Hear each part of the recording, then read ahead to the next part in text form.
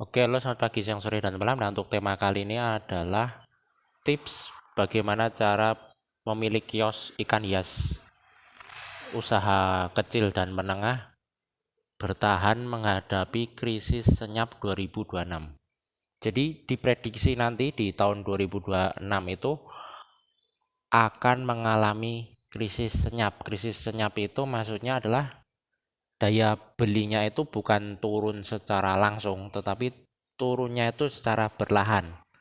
Hal ini disebabkan oleh banyak faktor, misalnya ada biaya inflasi ya, inflasi yang mempengaruhi harga-harga.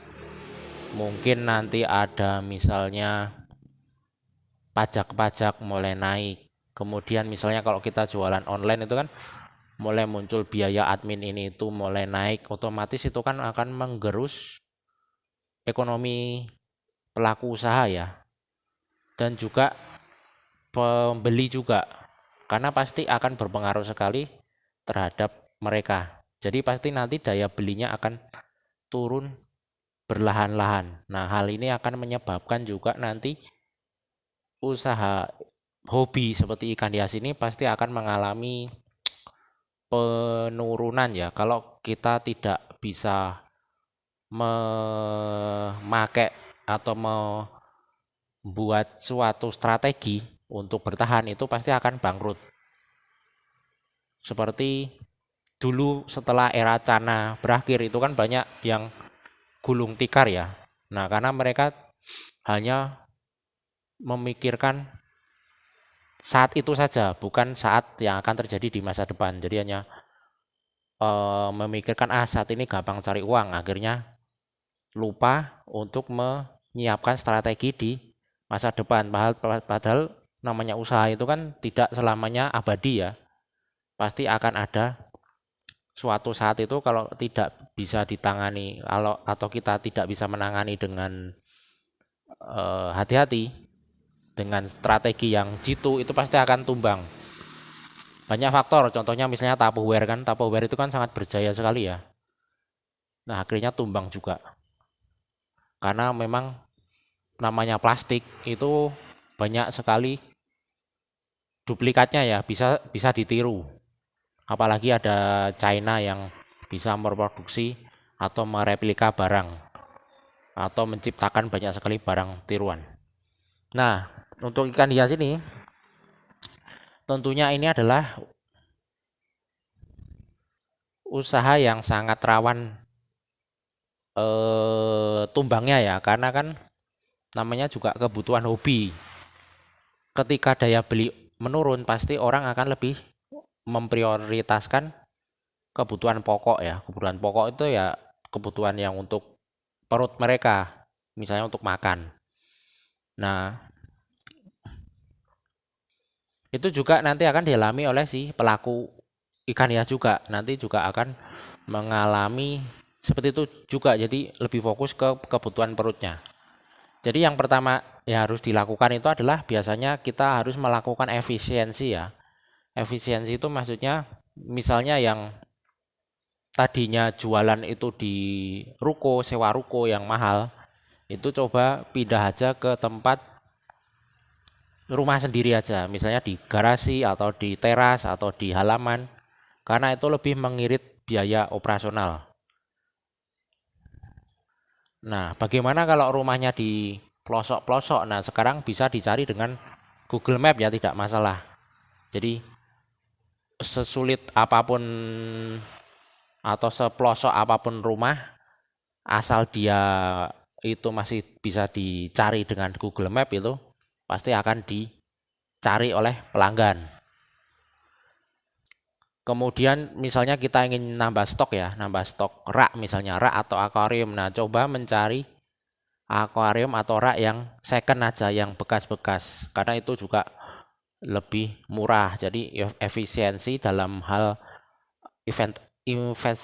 investasinya itu ya, investasi itu ya seperti ini, akuarium sama rak ini menurut saya ini adalah investasi, karena ini bisa dipakai jangka panjang, bisa sampai 10 tahun, 20 tahun. Bahkan kalau misalnya tidak terjadi atau kita pandai merawatnya, itu bisa selamanya. Jadi coba aja cari yang second itu, yang bekas-bekas, tidak perlu beli yang baru karena tujuannya cuma untuk jualan aja ya.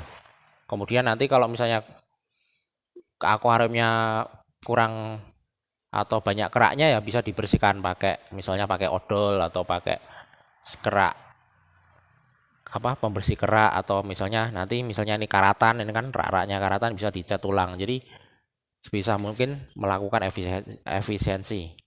Kemudian yang kedua itu biasanya kita jual aja ikan-ikan yang eh, tidak terlalu premium, karena nanti semakin premium barang itu biasanya pangsa pasarnya semakin sedikit ya, dan itu sangat susah, apalagi itu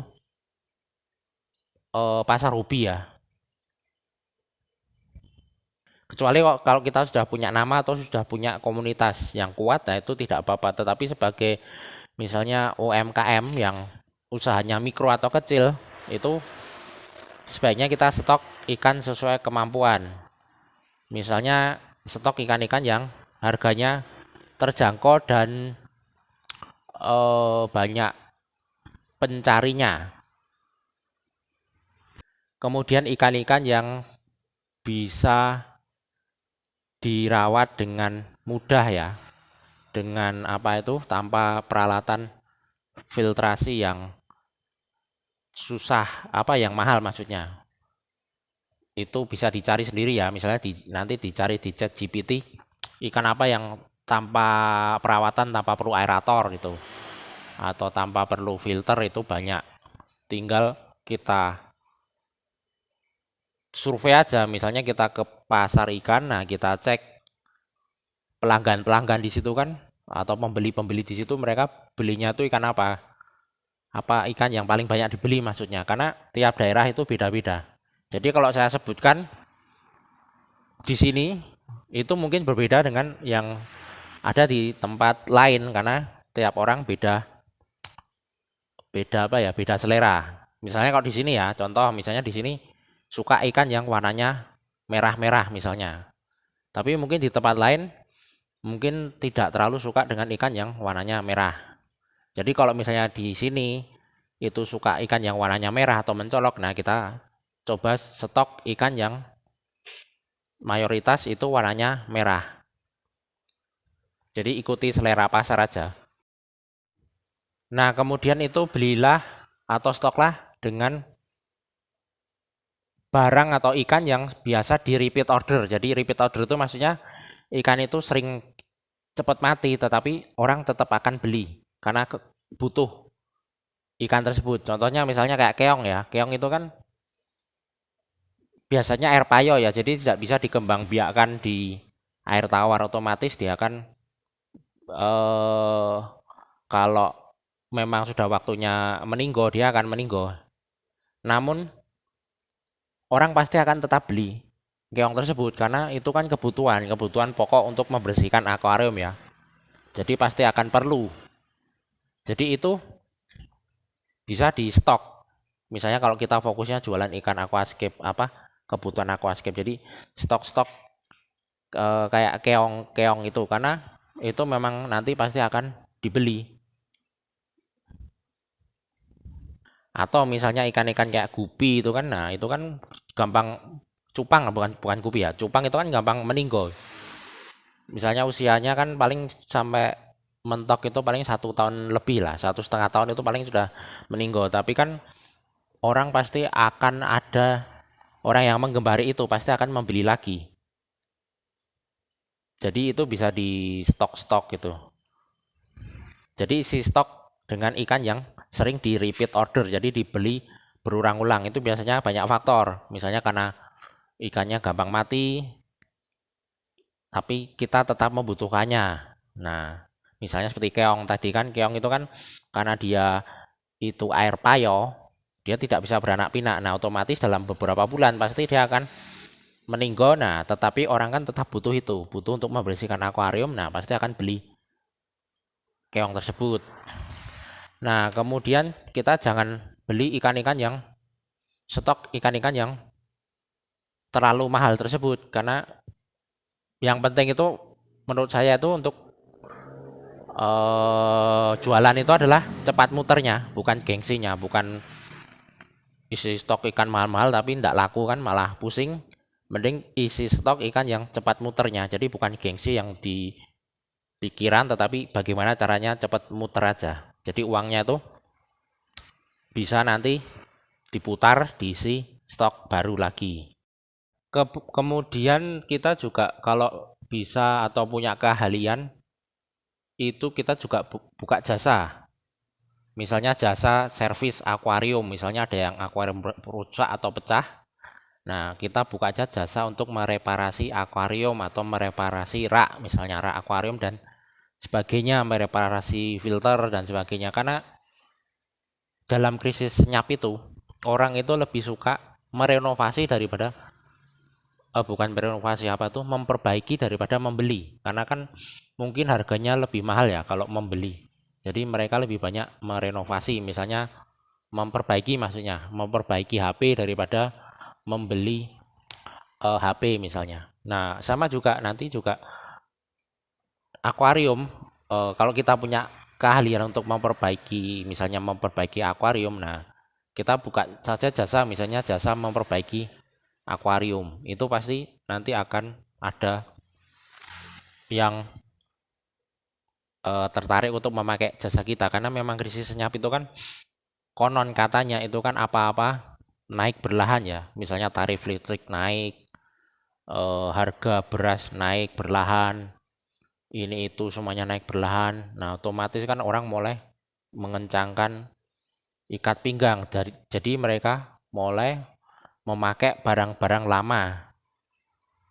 Alternatifnya kan memakai barang-barang lama yang rusak untuk diperbaiki agar masih bisa dipakai.